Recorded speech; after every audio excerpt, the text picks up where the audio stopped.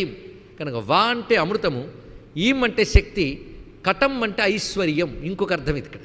కటం అంటే ఐశ్వర్యము అని మాట చెప్పారు ఇక్కడ. కటం ఐశ్వర్యం కనుక వేం కట అంటే అమృతము, శక్తి, ఐశ్వర్యము, ఈ మూడు ఉన్నాయి కనుక అమృత శక్తి దానిలో దాగి ఉంది కనుక అపమృత్యువులు అకాల మృత్యువులు ఉండవు, అజ్ఞానమనే మృత్యువు కూడా ఉండదు.